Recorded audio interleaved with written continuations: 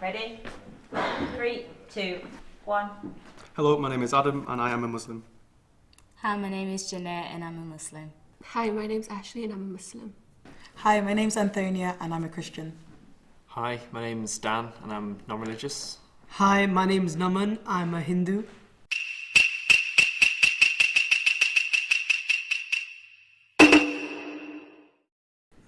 Islam pushes Muslims into radical acts of terror.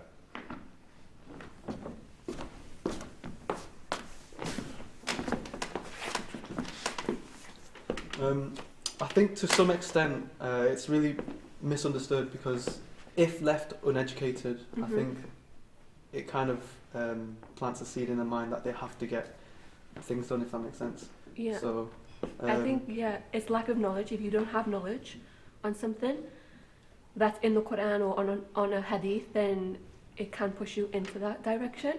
I disagree. Okay.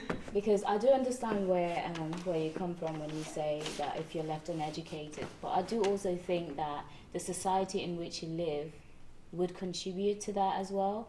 If you're not allowed to freely practice your religion, you may go to sources that will not give you accurate information that will steer you towards that direction. Yeah.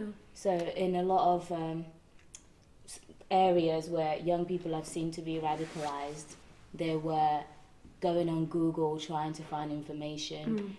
They weren't able to go and find the right information freely. So I wouldn't say per se that it's Islam that's pushing people Islam into... itself, Islam is perfect. I don't think Islam is pushing people into being radicalized. I think it's people with lack of knowledge. Yeah. So I also disagree with the statement. I don't think, most religions will inherently push somebody to be radical. As with any religion, if you interpret it wrong, each person is going to interpret it differently based on their own prejudices, based on their own life experience. When your feelings become justified in something that you've read because of the way you've interpreted it, then you've basically, no one can stop you because you feel like you're just completely justified because your religion says so. In Islam, we are encouraged to learn from a teacher because, as you said, there are a million ways to interpret some things, and that joined with lack of knowledge. Yeah, it's like, how are we supposed to just interpret the Quran, or are we supposed to go to someone who's learned, knows the Quran better than us, you know? Yeah. Yeah, I totally agree with you two guys. No religion pushes people to do anything radical, like you were saying. I feel like it's more online influence would maybe push people to do things like that. It is the duty of a Muslim to speak out against radical acts.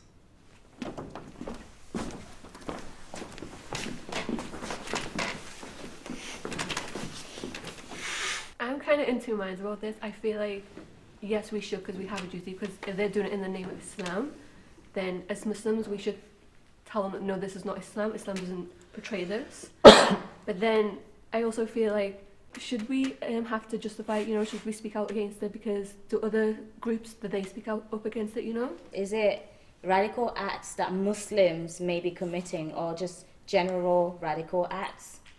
Because that depends. If somebody's not close to me, I may not feel comfortable saying anything. But if it's somebody who's my friend and they say something that's problematic, I'll definitely say that's not really how it works. Obviously, in the kindest way possible. Yeah. I think it's just to guide people, really. Yeah. If it's a major act, say like a bombing, that's plainly wrong. I think every human knows that it's wrong. So it's not only natural to speak out against it.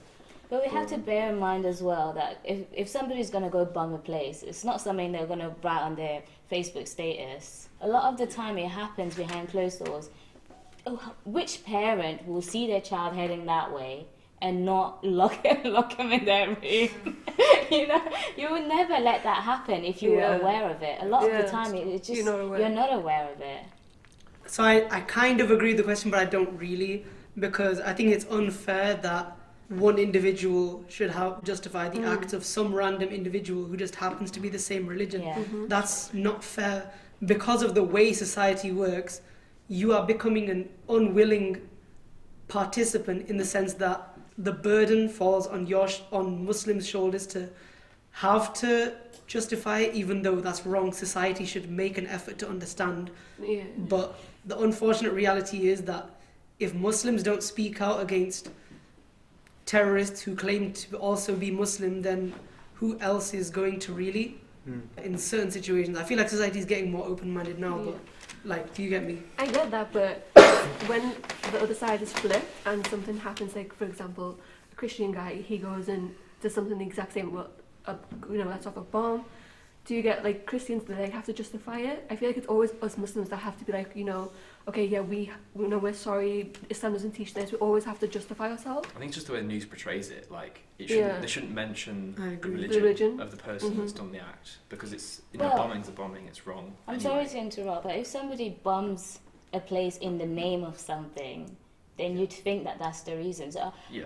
I do get it, but it would never happen that somebody bombs a place in the name of Islam, and you won't be radical Muslim bombs so and so. It's not that they shouldn't mention it at all, but if they're going to mention it, they should mention it for everybody. So the reason why I didn't say that I agreed with it is because it's kind of what you guys were saying anyway. I don't think it's anyone's duty to have to say something is wrong like that. And I think instead of coming and speaking out against it, by showing your character and showing your faith, that's what speaks out against it. I don't think you need to sit there and say like, well, obviously Islam doesn't preach this, because I think it will show through in your character. Yeah. My parents, because I'm raised Christian, parents always say you shouldn't have to go into a room and say I was raised Christian, I was raised this. The character, like what you present to the world, should show what you are. The media is responsible for the negative portrayal of Islam.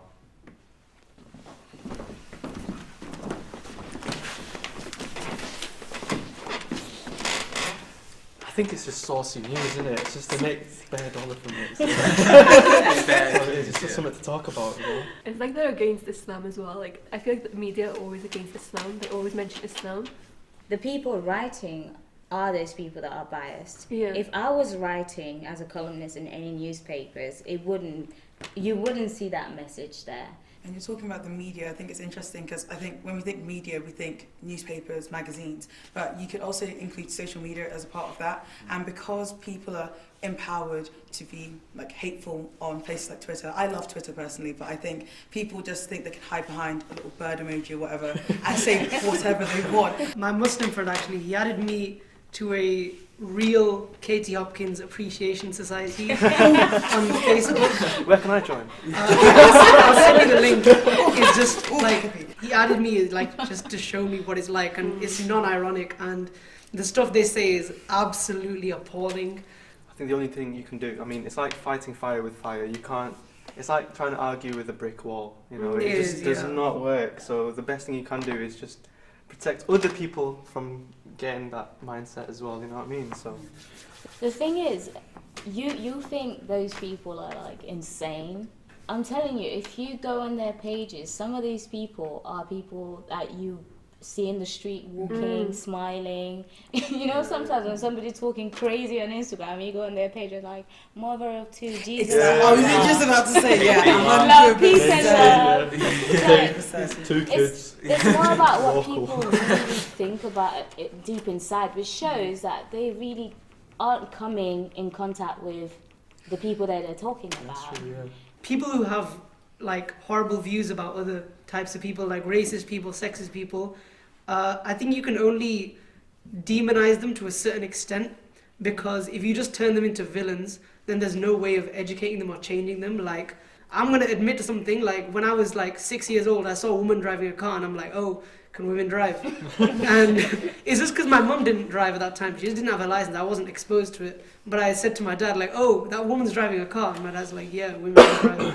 I sound like a dickhead now, but like, I was 5 years old, okay? Like, it's just about educating people. Terrorists aren't Muslims.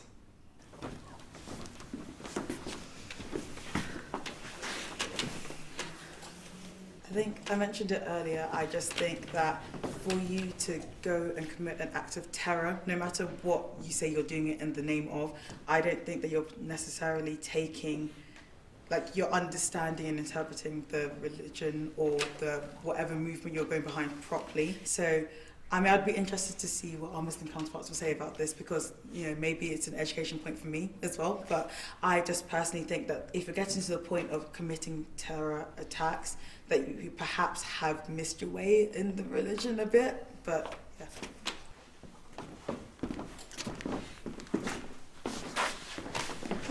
The reason why I stood up was because when you look at some of these cases, for example, Shamima Shamima Begum. Yeah, she was a child. So I think that she was thinking that she was doing the right thing. And she was misinformed. She didn't know what she was doing. In her mind, she was a Muslim.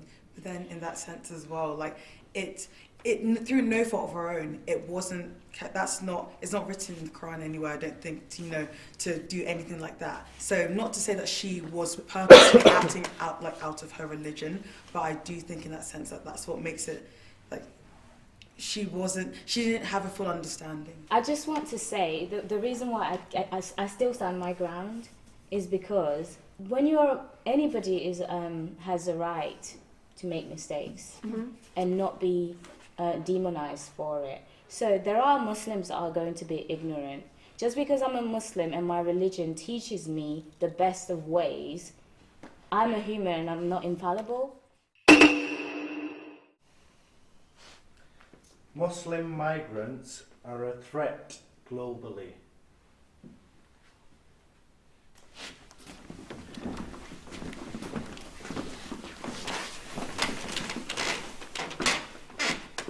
Is this not true? Is this, as a fact, is this not true? It makes no sense whatsoever. Close the borders.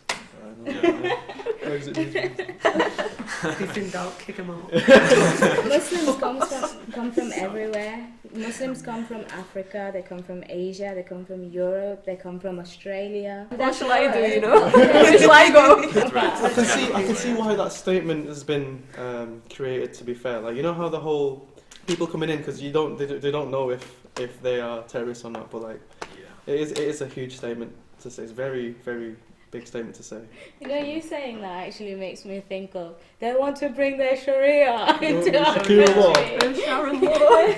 They want to bring their Sharia into our country. That's what it makes me think of. Like, how are we going to bring Sharia into the country? Like, we don't have to respect that the power. country. We love the UK, so like, we're not just gonna convert it, from Big Ben to Big Mohammed or something. So Yeah, I saw that. I'm sorry. we love the country. So Without migrants, I don't know.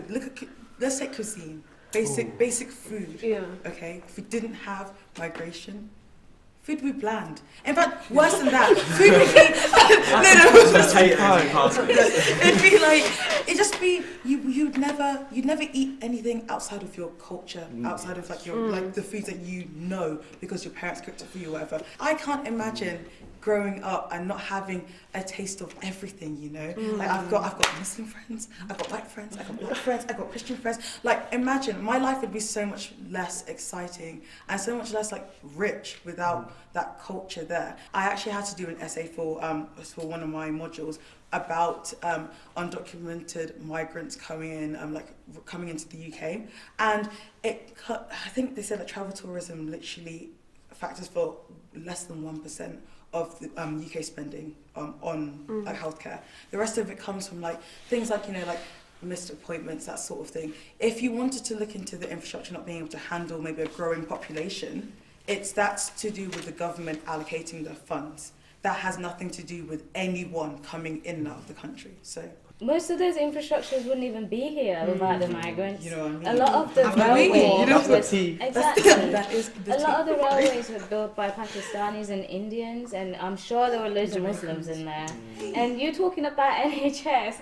Half of the medics at the university are from an Asian or mainly Asian background. 44% of our medical school made up of BME like background. Exactly. Like, So you look, say 44%, but when you think about what percentage of the population they are, that's a huge proportion in the medical studying medicine.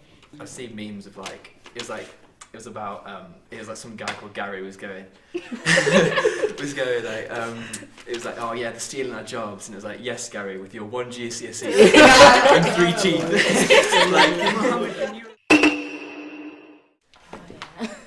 I am a victim of terrorism.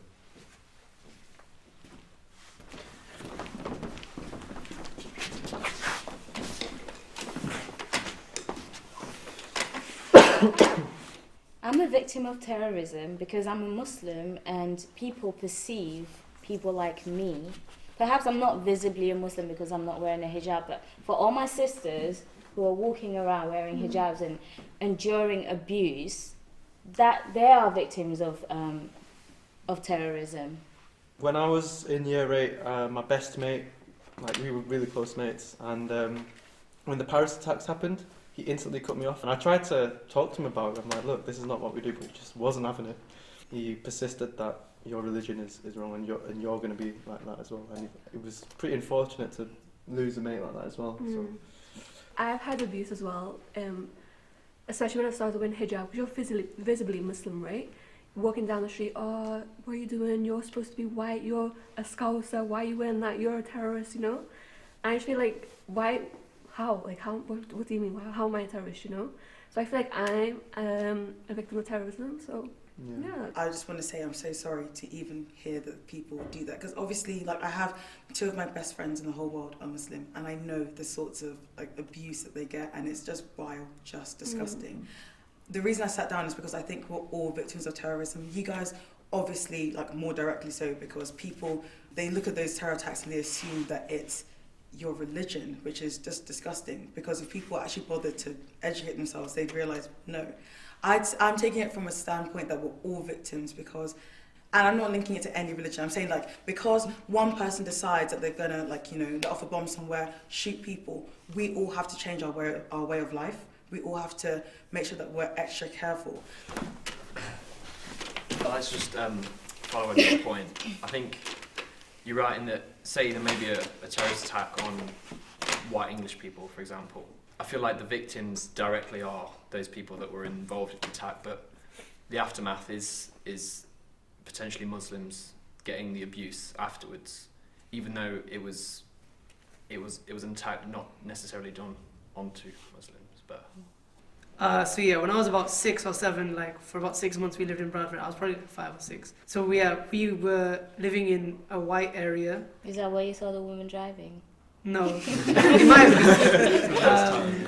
But yeah, every day I'd come home and say like, oh, what's a Paki? I got called a Paki in school today. The kids used to throw eggs at our windows. The neighbours wouldn't speak to us because they thought we were Pakistani. And after about 5-6 months, when they started finding out we were Indian, we were Hindus, then they started being friendlier with us. But by that time, we were I think we just got sick of it and we just left, or maybe my dad's job changed, so we moved to Leeds. But yeah, so that was my parents and my experience living in Bradford. But like, I was too young to actually even know it was happening. But yeah, there was egg on my windows, apparently.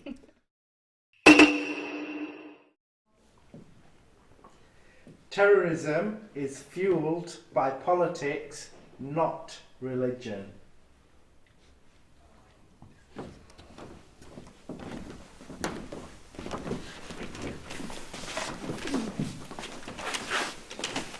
I feel like when you have, say for example, you have the British Army, American Army, and they're invading different countries like Iraq, I feel like the people in a different country, they want to retaliate, you know, they want to, why are you in our country? That is fueling terrorism. It's a huge factor to, it's like what you said basically, but it's about retaliation and having to, because it's, I mean, in their mindset, it's kind of a defense mechanism, I guess, isn't it? Yeah, I'm not that well informed about politics in the Middle East, but I do know that the argument that ISIS puts forward is that the Westerners want to take over their world. They use religion to justify it, to justify their actions and how they're going about it. But I think the root cause is not religion. The West is a clear target for terrorists.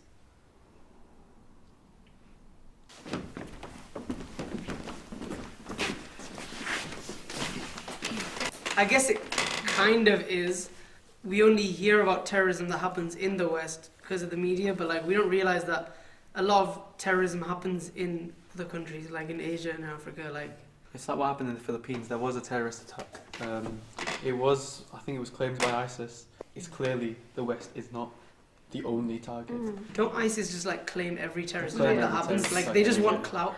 Like, it's clout, man. ISIS like cases. Yeah. That's it. That's it. Yeah. I don't know if anyone's heard of it, Boko Haram. Yeah. Like Yes. literally, like they kidnapped like 200 odd girls, and you would not hear about it really here. But then I have family who still live in Nigeria, so they would talk about it and it's on their news every single day. So you know, I feel as though most acts are now. I'm not trying to get into the mind of a terrorist, but if I was trying to see what the thought process would be, they probably want to go for people who are vulnerable or they thought that they could easily attack. But vulnerable people exist everywhere. A terrorist is probably just going to go for like the place where they think is best, and that's not east or west. It's just that can be anywhere really. Like, True. I mean, they're trying to make a political statement. Whichever way they can get it, Yeah. they will. If they're targeting the West to be able to be heard from that angle, they will. So I both agree and disagree. It's not like the West is like so special that they get all the bombing. You know, you know, it's not. A lot of people are dying. Jokes aside, it's not even funny. The lives that are lost elsewhere are just as important, and there are many more lives that are being lost elsewhere than in the West. Muslims aren't representative of true Islam.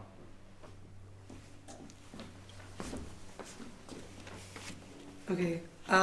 So again, I think it's a very broad statement, and I don't know if I necessarily agree or disagree, but I sat down because who is to say what true Islam is? Like, Muslims within themselves will disagree what true Islam is. I don't know, Muslims may disagree with me. Like, certain individuals can't represent an idea or a faith 100% necessarily. Like, it just really depends on perspective. It's very open to interpretation, that whole question itself. So I want to say that Islam means to submit to the will of God. We have this concept in Islam called jihad, which is a struggle in the way of Islam. You use the term struggle because it's not easy. So to say that true Islam is, perhaps the question implies that true Islam is perfection. I don't think that's the case. We all strive to achieve to be the true representative. I think in Islam it is believed that the only true representative of Islam was Prophet Muhammad sallallahu alaihi wasallam. So we all try and like basically follow in his footsteps to try and be the best we can. Yeah. But I think you're saying that you agree with the statement that way, though. Because if you say that the Prophet was the only representation of true Islam, then you would say that the rest of the Muslims aren't We're represented. basically all trying to Be be the best. best. Yeah. So I just think that true Islam is not perfection, it's striving for perfection. Okay, yeah, I agree with you then. Yeah. I'm Sumaya and I'm a Muslim. I'm Grace and I'm non-religious, and we're the producers of this film. I hope you enjoyed it.